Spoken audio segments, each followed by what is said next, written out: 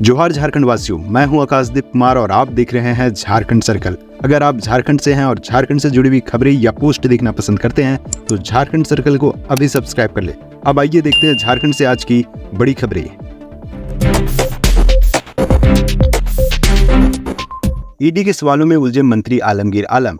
ग्रामीण विकास मंत्री आलमगीर आलम मंगलवार को प्रवर्तन निदेशालय के सामने पेश हुए। टेंडर घोटाला मामले और उनके निजी सचिव के नौकर के घर से मिले 32 करोड़ रुपए को लेकर पूछताछ की गई।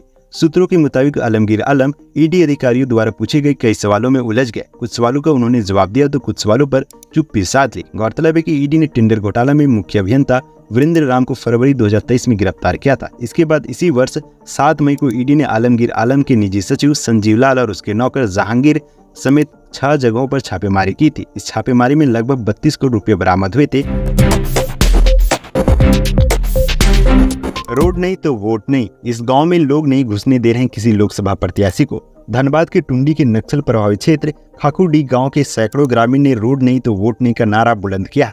लोग किसी लोकसभा प्रत्याशी को गांव में घुसने नहीं दे रहे हैं। मिली खबर के मुताबिक लोगों ने मंगलवार को विशाल प्रदर्शन किया और जुलूस निकाला। इस दौरान लोकसभा चुनाव का बहिष्कार, किसी भी राजनीतिक पार्टी के प्रत्याशियों को गांव में प्रवेश नहीं करने देने की बात कही। लोगों ने जेएमएम प्रत्याशी मथुरा महतो और आजसू प्रत्याशी सीपी चौधरी के खिलाफ नारेबाजी की।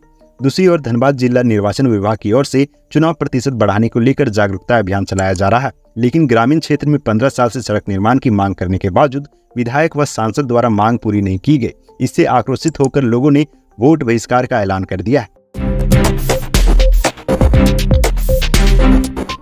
झारखंड में आज से 3 डिग्री तक चढ़ेगा पारा। झारखंड में गर्मी का प्रकोप एक बार फिर से बढ़ने वाली है। अगले 3 दिनों में 3 डिग्री पारा बढ़ेगा, जिससे लोगों को गर्मी का एहसास ज्यादा होगा। वहीं 15 मई से 19 मई तक आसमान में बादल छाए रहेंगे, लेकिन मौसम शुष्क रहेगा। वहीं 20 मई को उत्तर पूर्वी भाग में गर्जन और हल्के दर्जे की बारिश के आसार है। उत्तर प्रदेश का इनामी बदमाश देवघर से गिरफ्तार। उत्तर प्रदेश के इनामी बदमाश को देवघर के एक होटल से गिरफ्तार किया गया। इसके विरुद्ध यूपी के आजमगढ़, वाराणसी तथा जौनपुर जिलों में कई मामले दर्ज है। इसके पास से 7.62 की 4 गोली बरामद हुई है। यूपी पुलिस से मिले इनपुट पर देवघर पुलिस ने आरोपित को गिरफ्तार किया। जन अधिकार के लिए लड़ने वाले पंकज यादव को अंतर्राष्ट्रीय सम्मान। झारखंड के सोशल एक्टिविस्ट पंकज कुमार यादव को अंतर्राष्ट्रीय सम्मान से सम्मानित किया गया। मंगलवार को मिली जानकारी के अनुसार उन्हें यह सम्मान सोमवार को मेडागास्कर की राजधानी अंटानारिवो में दी गई है। उन्हें यह सम्मान ओरफिलनत होप नामक अंतर्राष्ट्रीय संस्था ने दी है। पंकज यादव को झारखंड में जनाधिकार के प्रति लोगों को जागरूक करने, पब्लिक राइट्स के हक में लड़ाई लड़ने सहित अन्य जनहित में किए गए कार्यों के लिए इन्हें सम्मानित किया है। धनबाद में सड़क हादसा, बस ने ट्रक में मारी जोरदार टक्कर, चालक की मौत। धनबाद के तोपचांची थाना क्षेत्र के तोपचांची बाजार स्थित नेशनल हाईवे पर मंगलवार सुबह दर्दनाक हादसा हुआ। दरअसल राज बस मुजफ्फरपुर से कोलकाता जा रही थी। इसी दौरान चलती ट्रक में टक्कर मार दी। इस हादसे में बस चालक की घटनास्थल पर ही मौत हो गई। बस में सवार दर्जनों यात्री घायल हो गए। मृतक ब्रजेश कुमार के रूप में हुई है, जो बिहार के वैशाली जिले का रहने वाला था। तोपचांची पुलिस बस को जब्त कर थाने ले गई और जाँच पड़ताल में जुटी है। NH-19 पर बड़ा हादसा, फ्लाईओवर की रेलिंग तोड़कर डंपर सर्विस रोड पर गिरा, चालक की मौत। नेशनल हाईवे NH-19 के फ्लाईओवर से राख से भरा डंपर रेलिंग तोड़ते हुए सर्विस रोड पर गिर गया। हादसे में चालक तापस बोरी की मौके पर ही मौत हो गई। यह हादसा मंगलवार दोपहर राष्ट्रीय राजमार्ग पर रानीगंज से दुर्गापुर जाने के रास्ते में कजूरा फ्लाईओवर पर हुआ। प्रत्यक्षदर्शियों का कहना है कि फ्लाईओवर पर दरारें आ जाने के कारण वाहनों को डाइवर्ट करने के लिए डाइवर्जन बोर्ड लगाया गया। राख से लदे डंपर के ड्राइवर ने बोर्ड देखकर अचानक ब्रेक लगा दिया, जिससे डंपर बाईं तरफ की रेलिंग तोड़ता हुआ सर्विस रोड पर काफी नीचे जा गिरा। चालक और चालक दल वाहन के अंदर फंस गए।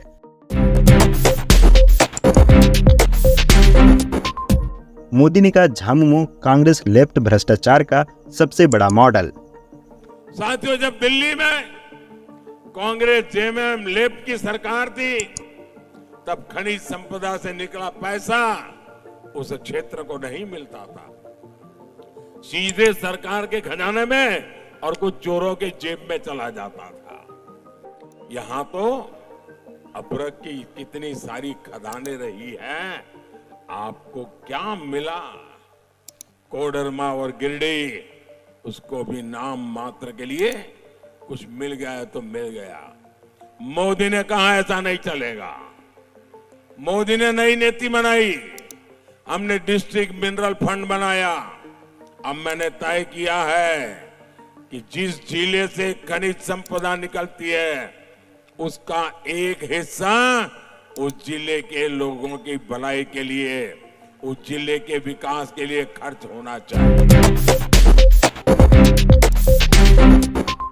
मोदी बोले तीसरे कार्यकाल में नक्सल आतंक खत्म करेंगे। झारखंड के नेता नोटों का पहाड़ उगा रहे हैं, चोरों को चैन से सोने नहीं दूंगा। प्रधानमंत्री नरेंद्र मोदी ने मंगलवार को गिरिडीह में सभा को संबोधित किया। वाराणसी सीट से नामांकन के बाद प्रधानमंत्री की यह पहली सभा थी। उन्होंने कहा कि कांग्रेस के राज में नक्सली सिर उठाते थे, बीजेपी की सरकार ने नक्सलियों को ठिकाने लगा दिया।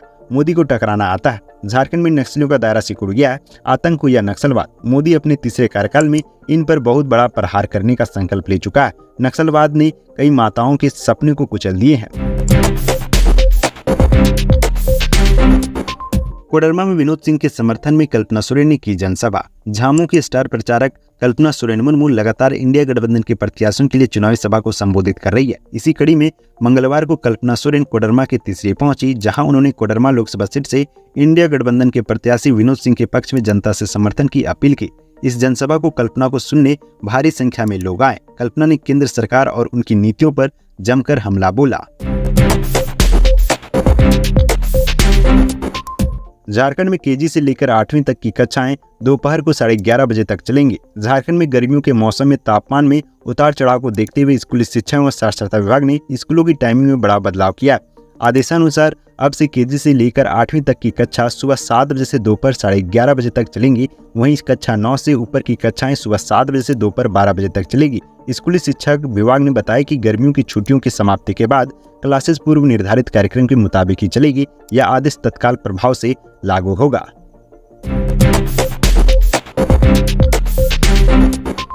नेशनल शूटर तारा सहदेव मामला, हाईकोर्ट ने रकीबुल की मां और बर्खास्त रजिस्ट्रार मुश्ताक अहमद को दी बेल। बहुचर्चित नेशनल शूटर तारा सहदेव की प्रताड़ना करने की दोषी रंजीत सिंह कोहली की मां कौशल रानी और हाईकोर्ट के बर्खास्त रजिस्ट्रार मुश्ताक अहमद को बड़ी राहत मिली है। झारखंड हाईकोर्ट ने दोनों दोषियों को बेल दे दी है, हालांकि रंजीत सिंह कोहली को बेल नहीं मिली है। बता दें कि रांची की सीबीआई कोर्ट ने रंजीत कोहली को अंतिम सांस तक जेल में रहने की सजा दी है। वहीं उसकी मां कौशल रानी और मुश्ताक अहमद को 10 साल की सजा सुनाई है। रांची सीबीआई कोर्ट के आदेश को मुश्ताक और कौशल रानी ने झारखंड हाईकोर्ट में चुनौती दी थी, जिस पर सुनवाई हुई और दोनों को बेल मिल गई। फिलहाल दोनों दोषी न्यायिक हिरासत में हैं। झारखंड हाईकोर्ट में शराब कारोबारी योगेंद्र तिवारी की जमानत पर फैसला सुरक्षित। झारखंड हाईकोर्ट ने शराब घोटाले के जरिए मनी लॉन्ड्रिंग करने के आरोपित शराब कारोबारी योगेंद्र तिवारी की जमानत याचिका पर मंगलवार को सुनवाई पूरी कर ली। ईडी और योगेंद्र तिवारी का पक्ष सुनने के बाद कोर्ट ने फैसला सुरक्षित रख लिया। इससे पहले Ranchi prevention of money laundering act की स्पेशल कोर्ट ने योगेंद्र को बेल देने से इनकार कर दिया था। हत्या मामले में पीएलएफआई जोनल कमांडर तिलकेश्वर गोप बरी। अपर न्यायायुक्त विशाल श्रीवास्तव की अदालत ने इतवा साहू हत्याकांड के आरोपित पीएलएफआई के जोनल कमांडर तिलकेश्वर गोप उर्फ राजेश गोप को साक्ष्य के अभाव में मंगलवार को बरी कर दिया गया।